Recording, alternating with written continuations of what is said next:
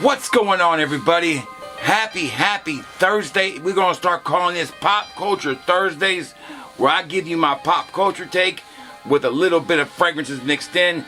Fatboy'S Thursdays, Pop Culture Day. Love doing these videos. We're going to have fun doing these. Welcome in. And like I said, it is your boy, baby. And I am, of course, Mr. Fatboy, and I'm so glad to have you here today.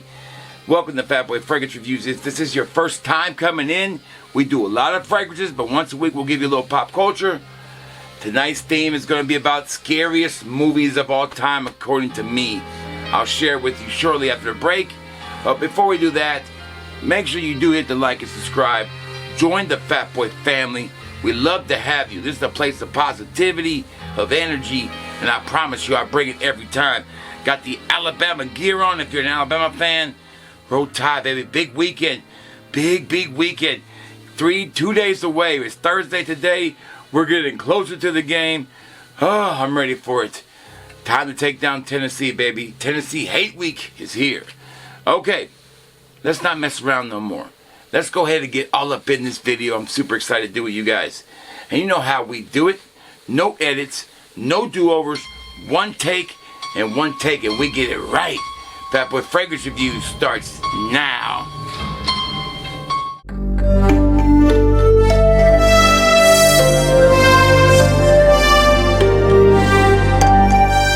Before we get into my movie list, I want to discuss my scent of the day. If you are here for the movie list, sit down and enjoy a little fragrance knowledge. This might help you out. The fragrance we're discussing today is none other than Cartier's PASHA de Cartier. That is my scent today. I'll give you a quick little Fatboy quickie rundown on it. This to me is like a good old school masculine gentleman's fragrance. The notes on this bad boy are sandalwood, liquor, fir, benzoin, tonka beans, Indonesian patchouli, and leaf and lambanon. So this fragrance definitely is going to be masculine. Definitely have that fougere barbershop style vibe. But the rating on Fragnatica is phenomenal. It's like a 4.5. People love this fragrance from Cartier. Oh, I love it too. It is my scent of the day. I'm wearing it. It's a little chilly in the morning today. It's chillier at night. This fragrance hits all the notes that I like about a masculine older fragrance, older gentleman's fragrance. When I want to just feel more, just a little older, I don't want to feel as youthful, guaranteed this is going to make me happy. Am I going to get a lot of comments wearing it? No. Is it ever going to tell me I smell good? Maybe an old guy will. Am I going to smell like my preacher? Yes. But those are things I want to enjoy with this fragrance. It's not bad. It's pretty good. And I like it. And then it's Cartier's PASHA de Cartier EDP PARFUM. Alright. So, you can sample that one at fatboyfragrance.com along with over 400 other fragrances I have for sampling. That is fatboyfragrance.com. Link is below where the customer is always right. Alright, so let's go into my list now. I'm going to go from, I got 10 movies here. And I'm going to go with from my 10th one down to number 1. Alright, so this is just my list over time. These are movies that scared me as a kid or as an adult. First one that scared me as a kind of a young adult was The Ring 2. Ring 2022. The remake. Man, when she comes out of the TV, spoiler alert, if you ain't watching, I'm sorry. There's going to be spoilers all in this one, guys. When she comes out of that TV at the end, I about pooped my pants. And the whole Ring, watching the video was really creepy. It was really unique and it was different. And I enjoyed The Ring a lot. It was very scary.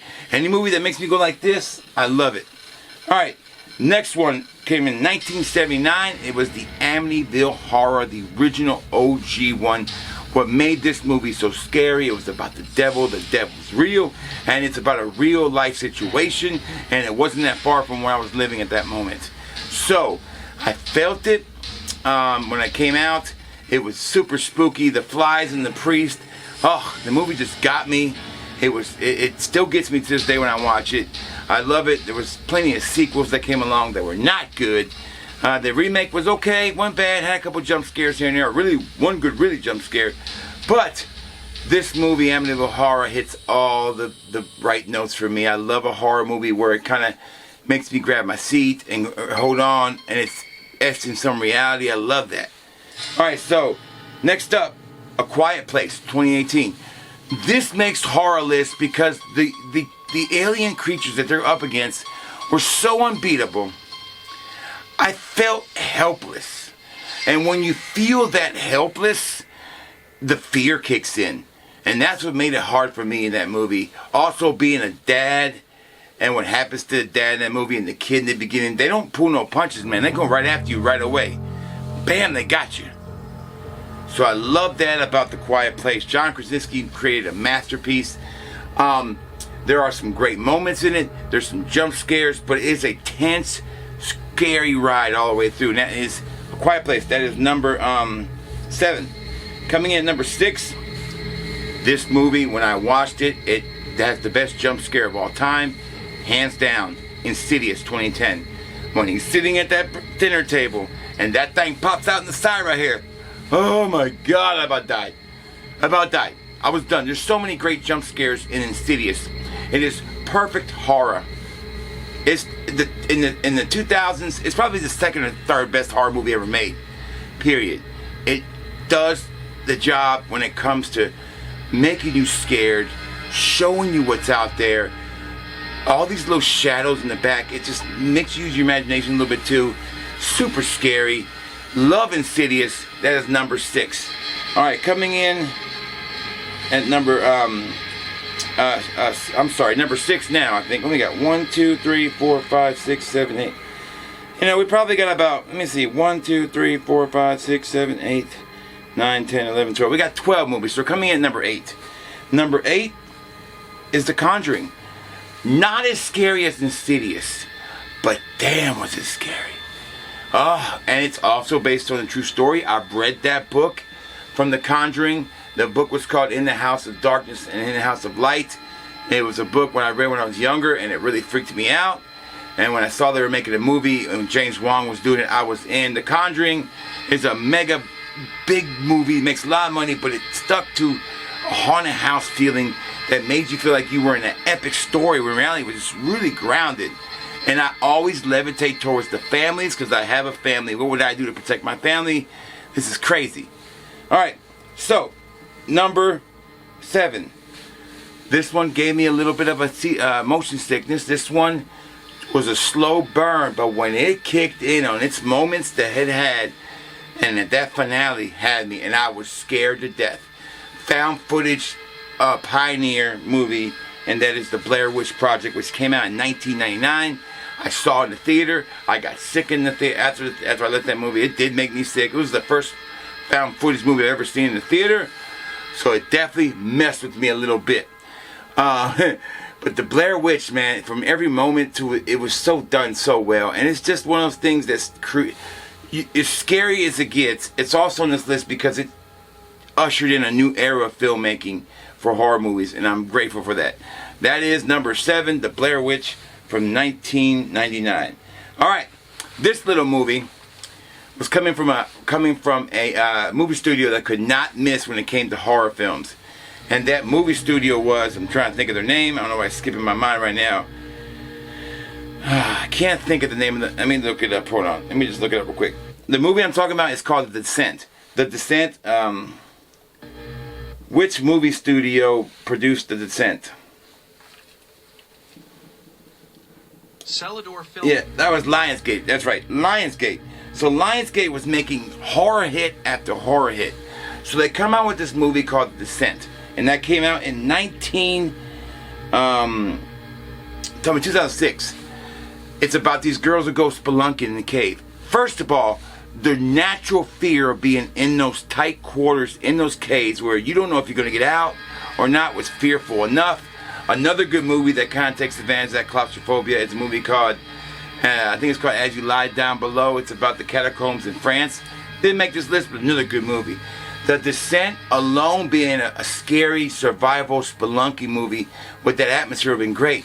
Throw in cannibal creatures who are blind. You know, they've been living in these caves forever, and they're just like inbreds, and they're just killing things and look like vampires.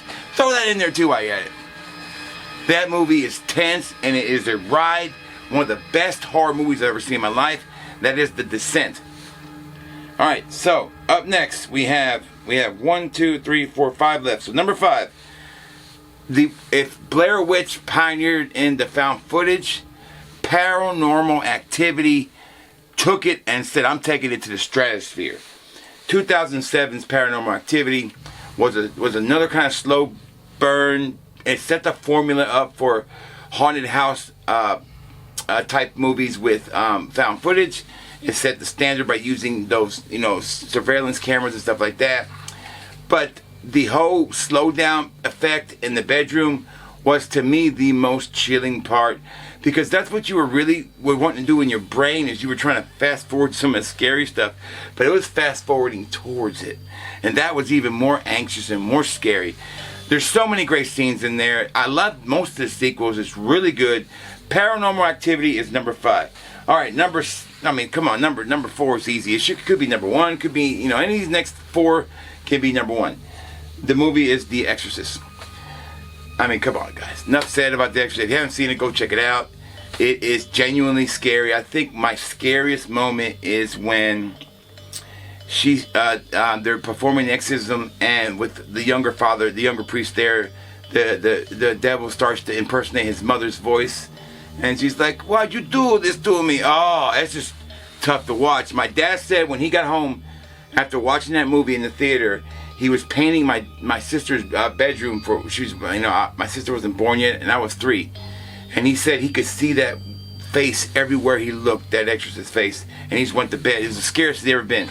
So if my dad, who's never scared of anything, was that scared, it definitely belongs to me in the top 4. That is 1973's The Exorcist. All right, coming in at number 2. Nightmare on Elm Street. The original movie by Wes Craven, who I think, to me, is number 2 for me because it personally scared me to where I couldn't sleep. Nightmare on Elm Street changed my sleeping habits for the rest of my life. I used to sleep on my back. But what I noticed as a young kid, that everybody who was killed in that movie was sleeping on their backs. So I refused to sleep on my back going forward. Never did.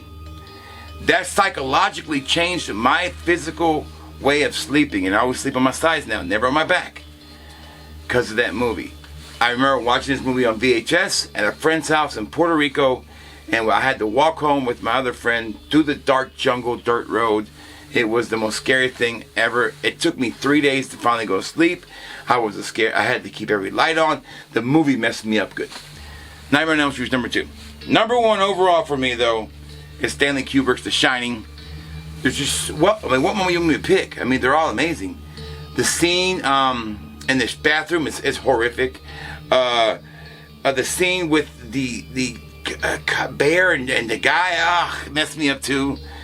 But the movie just touched me in a way because my mom enjoyed Stephen King, and I enjoyed watching movies with her, and she enjoyed that movie. But it was scary. It was it. All right, so that's my list of my favorite scary movies of all time. Let me know in the comments, what are some of your favorites. Now I'm going to leave you with a couple honorable mentions that I did not bring up. But if you're asking for sci-fi movies like Aliens, I'm putting them in a different category. I won't put that in there. But here's a couple honorable mentions. And I'm not including slashers because I do not find slashers scary. So like House 1000 Corpses, not going to be in this. Alright. So a movie that was just outside the top 10 for me was the original VHS. I thought that was super scary. Very great found footage movie. Has some great scares in it. Really had me scared. Another good one off the top of my head would be trying to think here. Oh, Phantasm. The reason I did not include Phantasm because I never really found Phantasm to be scary. I found Phantasm to be exciting and thrilling. So that's my favorite movie villain of all time, and that is Angus Scrimm playing the tall man. I never saw Halloween as being scary. Slasher movies don't scare me. One more scary movie honorable mention. Let me think here. I gotta say, Hereditary was frightening. Disturbing but frightening. That's a great newer one I've seen. And Pan's Labyrinth also was very scary to me. Alright, so that was Pop Culture Thursday. I hope you enjoyed it. Please leave me your ideas of what list you want me to go over. Every Thursday I'll give you a different pop culture list, along with a little fragrance knowledge. That's it, baby. This is Fatboy Fragrance, and I appreciate y'all watching. Because if you smell good, baby, and you feel good, baby, then it's going to be a good Fatboy Fragrance Pop Culture Thursday is